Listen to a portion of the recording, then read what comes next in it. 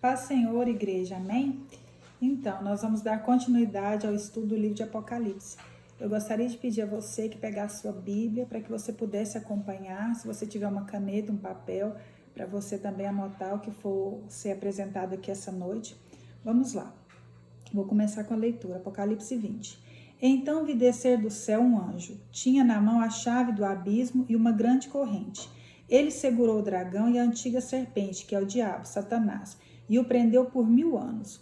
Lançou no abismo, fechou e pôs selo sobre ele, para que não mais enganasse as nações até se completarem os 1000 anos. Depois disso, é necessário que ele seja solto por pouco tempo. Nós temos que lembrar, irmãos, que o livro de Apocalipse é um livro de muita simbologia. Quando João fala aqui que ele vê um anjo descer e que o anjo tem uma corrente, Satanás é um espírito. Essa visão que João tem é porque o poder de Satanás é um poder limitado, tanto o poder quanto a autoridade. Não quer dizer que Satanás não tenha poder, ele tem, mas é um poder que é limitado, ele não tem todo o poder. Por exemplo, nosso Deus é um Deus onisciente, onipresente, onipotente, ele está em todos os lugares, ele consegue ler os nossos pensamentos, ele consegue saber tudo que vai acontecer. Satanás, ele não tem esse poder. O poder dele está debaixo da autoridade de Deus. É só a gente se lembrar lá do livro de Jó. Quando Satanás quis tocar em Jó, Deus permitiu que ele tocasse nos bens, na saúde, tocasse na vida dos filhos, mas que não tirasse a vida de Jó. Então o poder dele é limitado, ele está cerceado debaixo da autoridade do Senhor. Aí aqui a palavra vai falar assim, ó, que ele vai estar preso, né, por 1000 anos. A palavra do Senhor fala no livro de Mateus 12, 29, Jesus fala assim, ó, que é necessário que o valente seja preso para que se consiga entrar na casa dele, para roubar a casa do valente. Jesus está fazendo uma alusão a essa passagem, porque como é que vai ser pregado o evangelho se Satanás tiver todo o poder? Então a palavra, para ela ser pregada, Satanás vai ter poder, mas ele vai estar preso debaixo da autoridade do Senhor. Por quê? Porque nesse tempo, nesse intervalo de 1000 anos, desde a primeira vinda do Senhor até a segunda, onde o evangelho vai se expandir, é onde a igreja como instituição vai surgir e a palavra do Senhor ela vai ser pregada nos 4 cantos do mundo. É onde as pessoas vão aprender a amar o Senhor, a conhecer a palavra, a saber quem é Deus. Você está entendendo? É onde o evangelho vai sair e vai ganhar almas para o Senhor. É nesse intervalo de tempo. Então, ele não vai conseguir impedir a igreja de avançar. Ele não vai conseguir impedir que a palavra alcance as pessoas. Que a verdade que liberta e que traz vida eterna alcance as pessoas. Amém, irmãos? Então, aqui no versículo 3 vai falar assim que ele vai ficar preso até se completarem os 1000 anos, e depois disso é necessário que ele seja solto, mas aí ele vai ser solto por um curto período de tempo. 4. Vi também tronos, e nestes sentaram-se aqueles aos quais foi dada a autoridade de julgar. Vi ainda as almas dos decapitados por causa do testemunho de Jesus, bem como por causa da palavra de Deus, tantos quantos não adoraram a besta, nem tampouco a sua imagem, e não receberam a marca na fronte e na mão, e viveram e reinaram com Cristo durante 1000 anos. Nós temos que lembrar o seguinte, a palavra, João está escrevendo para um povo que esperava um Salvador, irmãos, que viesse trazer o reino dele aqui na terra, porque eles queriam sair debaixo do domínio do governo romano. Então eles estavam esperando alguém que viesse e trouxesse um poder político, um poder econômico para a terra. Mas João vai mostrar para eles que o reino do Senhor é espiritual, porque Jesus disse que o reino dele não é deste lugar. O Senhor Jesus nos preparou para uma realidade que há de vir. Nessa terra nós somos peregrinos, somos passageiros. Então João está mostrando para eles o seguinte, que tanto o trono está ocupado e que Deus vai julgar e vai descer com juízo, julgando a morte dos mártires, daquelas pessoas que entregaram a sua vida pelo evangelho, que entregaram a sua vida pelo reino de Deus, que não se submeteram às coisas do mundo, aqueles que não abriram mão de estar na presença do Senhor, mesmo diante da face da morte. Eles não se contaminaram com as coisas do mundo, eles não negociaram a sua fé, eles não abriram mão dos seus princípios, daquilo que Deus deixou para cada um de nós. Então vai chegar o dia, irmãos, em que Deus vai vingar a morte dessas pessoas que foram martirizadas, que deram a vida para que o evangelho do Senhor se propagasse. Amém, irmãos? Eles não receberam a marca do inimigo, eles permaneceram fiéis até o fim, né? Então não negociaram a fé deles. Amém. Versículo 5. Os restantes dos mortos não reviveram até que se completasse 1000 anos. Esta é a primeira ressurreição. Essa primeira ressurreição é o seguinte, irmãos, quando a gente vem para Cristo e que a gente recebe o Senhor como único e suficiente Salvador, quando nós somos batizados, o que acontece? Morre o velho homem. Quem é o velho homem? É aquele homem que vivia no pecado, que vivia nas trevas, que não reconhecia as coisas erradas que fazia, que era incapaz de pedir perdão, de fazer algo bom para o seu irmão, alguém assim, que vivia na escuridão do pecado e não tinha conhecimento a respeito disso, porque o pecado, ele nos cega. E a pessoa, quando ela está no pecado, ela não tem percepção disso. Mas quando ela tem o Espírito Santo de Deus sobre a vida dela, aquela venda lhe é tirada. E ela começa a entender, então, o que é realmente uma vida com o Senhor. Uma vida de santidade, uma vida de renúncia, de abnegação. Essa primeira ressurreição é tão somente esse fato de morrer o velho homem para nascer o novo homem. Então ressurge uma pessoa nova, diferente. Morreu aquele, né, que não levava desaforo para casa, aquela pessoa que não sabia relevar o erro dos outros, que vivia apontando, que só via o erro no outro, não olhava para si. Então essa primeira ressurreição tem a ver com a morte do velho homem. O velho homem morreu, mas nasce um novo homem. Aí ele fala aqui no versículo 6, bem-aventurado e santo é aquele que tem parte na primeira ressurreição.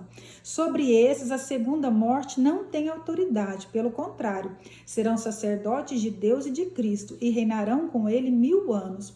É porque é o seguinte, irmãos, nós cremos que quando a pessoa está em Cristo e que ela morre, não há o sono das almas. Quando a pessoa está em Cristo, que ela morre, ela já vai reinar com o Senhor na glória. Então, sobre ela não vai haver segunda morte, porque ela já vai para a glória. A morte para o cristão, tão somente é deixar o corpo aqui e ir reinar com o Senhor. Isso no nosso entendimento de cristão, da pessoa que tem o nome escrito no livro da vida, da pessoa que recebeu o Senhor como seu Senhor e Salvador. Então, quando ela morre, ela não vai passar por uma segunda morte, porque ela não vai para o inferno, ela já vai ficar na eternidade ao lado do Senhor, adorando o nome do Senhor. Amém? Vamos lá. Satanás é solto e derrotado. Versículo 7. Quando, porém, se completarem os 1000 anos, Satanás será solto da sua prisão e sairá a seduzir as nações que há nos 4 cantos da terra, Gog e Magog, a fim de reuni-las para a peleja. O número desses é como a areia do mar.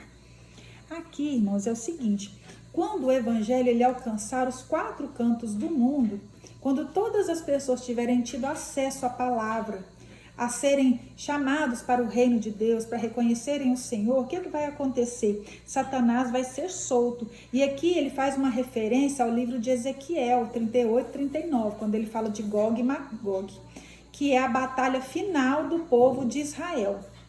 Então, o que acontece? Quando tinha os inimigos, irmãos, o que eles faziam? Quando tinha uma batalha, eles cercavam as entradas da cidade e impediam que ali na cidade entrasse comida e entrasse água. Por quê? Era uma forma de fazer com que o povo se rendesse ao povo inimigo, porque eles estavam cercados, sitiados, não tinham acesso a comida e nem água, então era difícil da pessoa conseguir resistir.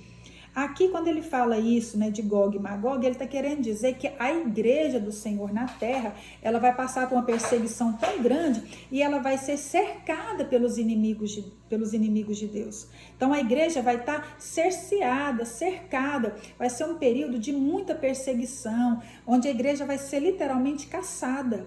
Mas Jesus nos ensina lá no livro de João 16, 32, 33.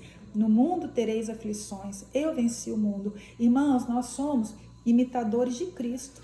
Se Jesus morreu daquela maneira, nós não podemos esperar outra coisa para conosco. Nós seremos perseguidos, sim, porque está na palavra. Nós somos discípulos do Senhor, imitadores dele. Então, o que aconteceu com ele é o que há de acontecer com a igreja. A igreja vai ser duramente perseguida. Mas Deus, ele é tão bom e tão fiel, irmãos, que ele não nos deixa sem conhecer. Nós sabemos de tudo isso, mas nós sabemos que esse sofrimento é um sofrimento curto com relação ao que nos espera na eternidade. Aquilo que o Senhor tem preparado, ao que se manter fiel, ao que estiver constante, aquele que não abrir mão da sua eternidade ao lado do Senhor. Então vão vir períodos de luta, períodos de escassez, de dificuldade. Você vê, é um período aqui, onde a apostasia vai ser muito grande. O homem vai pegar a palavra e vai converter de acordo com aquilo que ele quer. Ele vai pegar a verdade e vai transformá-la de acordo com aquilo que é do seu interesse. Não é a palavra que vai ser pregada verdadeiramente. Então vai ser um período de muita apostasia, não vai ser um período de conversão, um período onde as pessoas vão realmente ser transformadas pela palavra. Vai ser um período de engano muito grande, porque Satanás vai trazer as pessoas que não receberam o Senhor Jesus para o lado dele, para perseguir os verdadeiros cristãos. Amém, irmãos? Então nós temos que estar com a nossa vida baseada na palavra. A bússola do cristão é a Bíblia. A Bíblia tem que nortear os nossos caminhos. É ela que tem que nos direcionar.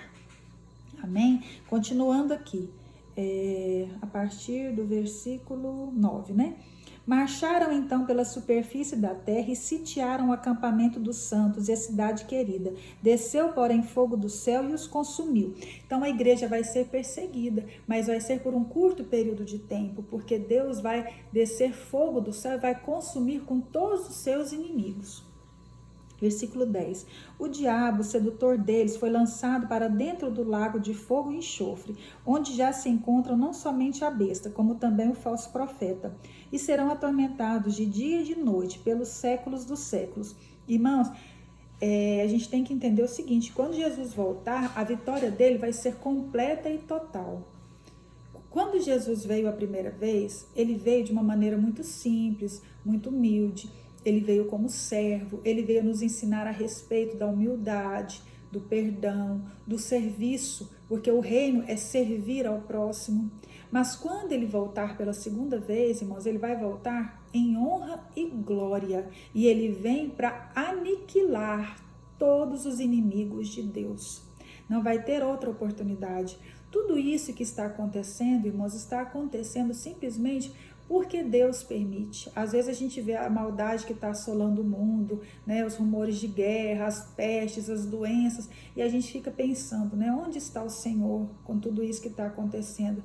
Irmãos, Deus permite tudo isso acontecer para Ele trabalhar em nós, para Ele provar a nossa fé, para nós termos uma fé genuína, uma fé que não vai mudar por qualquer vento de doutrina. Ele permite acontecer isso para que o nome dele seja glorificado, para que as pessoas o busquem, e também porque ele está nos dando a oportunidade de servi-lo, de adorá-lo. Se for preciso que a gente entregue a nossa vida por amor a ele, nós entregaremos, porque o nosso amor primeiramente é a ele, irmãos. Buscai primeiramente o reino dos céus. Então o que nós estamos fazendo aqui nessa terra é buscando o reino dele e depois fazendo com que esse reino alcance outras pessoas. Amém? A partir do versículo 11. Vi um grande trono branco e aquele que nele se assenta, de cuja presença fugiram a terra e o céu, e não se achou lugar para eles. Vi também os mortos, os grandes e os pequenos, postos em pé diante do trono. Então se abriram os livros. Ainda outro livro, o livro da vida, foi aberto. E os mortos foram julgados, segundo as suas obras, conforme o que se achava escrito nos livros. Então, irmãos, nesse dia aqui vai acontecer o seguinte: os mortos, ricos, pobres, os grandes, os pequenos, todos eles serão julgados. Não importa a forma como a pessoa morreu, se morreu de acidente, se morreu afogada na piscina, no mar, se morreu queimada, se morreu carbonizada, se morreu com tiro, todas elas vão voltar, vão ressurgir para que sejam julgadas. Aqueles que são cristãos, que receberam o Senhor, eles vão ser julgados conforme as suas obras. Para que eles vão ser julgados conforme as suas obras? Para que eles recebam galardão, para que eles recebam o galardão pelas obras deles. Tiago fala, no livro dele, capítulo 2, a fé sem obras é morta. Nós não somos salvos pelas obras, nós somos salvos pela graça do Senhor. Mas o salvo, ele tem a necessidade de obras, porque se eu fui alcançada por essa graça, eu quero que outros também alcancem, eu quero que outros também conheçam o amor do Senhor, eu quero que outros também se sintam amados, se sintam especiais, eu quero que outras pessoas conheçam o Senhor como um Deus, Pai, provedor, aquele Pai que cuida de nós, que está conosco a todo tempo e a todo instante, aquele amigo fiel e verdadeiro. Eu quero que eles conheçam Jesus como sendo o advogado das nossas causas, aquele que intercede por nós junto a Deus. Está entendendo? Então, quando nós alcançamos a graça do Senhor, nós queremos também levar essa graça para o mundo. Nós não queremos guardá-la para nós, porque nós acreditamos que o amor, irmãos, quanto mais dividido ele for, ele vai se multiplicando. Então, esse julgamento vai ser do cristão, vai ser das obras que ele fez. Agora, aquele que não tem o nome escrito no livro da vida, irmãos, infelizmente, o que vai ficar para ele é o inferno. E de lá ele não vai sair mais. Vai ser um sofrimento eterno. Então, todos nós vamos passar por esse julgamento.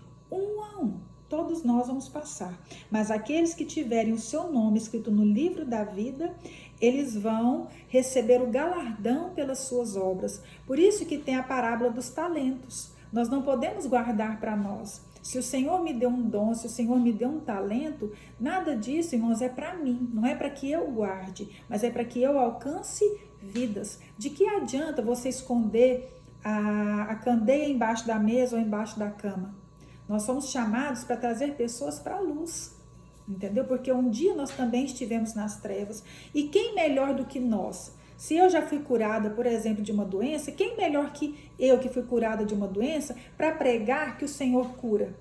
Se eu já tive depressão, se eu já passei por humilhação, por rejeição, quem melhor para falar a respeito desse assunto para pessoas que também passam pela mesma situação? O nosso testemunho, irmãos, ele converte as pessoas para o reino de Deus. Porque muitas vezes as palavras são esquecidas, mas aquilo que a gente viveu, a nossa fé, as pessoas vão olhar e elas vão crer nesse Deus que a gente confessa, elas vão aprender a amar esse Deus, elas vão ficar desejosas de conhecer esse Deus. Então nós temos que aprender a trabalhar para o reino do Senhor, sabe? Deixar que esses dons, que esses talentos que Ele nos confiou, que eles se multipliquem para alcançar cada dia mais e mais almas para o reino dEle.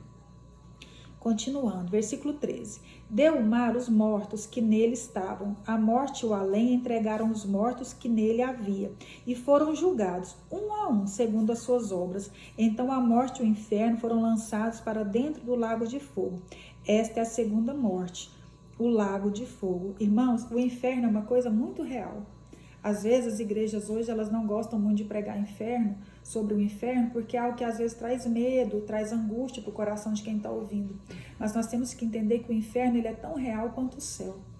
E se nós não tivermos realmente debaixo das mãos do Senhor, se nós não tivermos com o nosso nome escrito no livro da vida, se nós não tivermos reconhecido o Senhor Jesus como Senhor e suficiente Salvador, é para lá que nós iremos.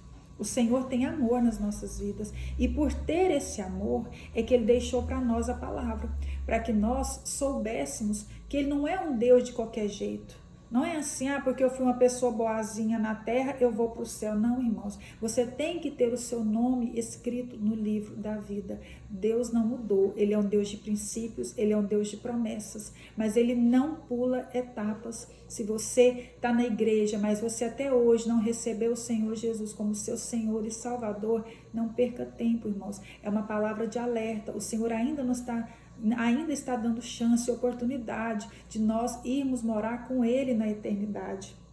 Sabe, abre o seu coração para receber o Senhor. Abre o seu coração para Ele entrar, para Ele curar, para Ele transformar a sua vida.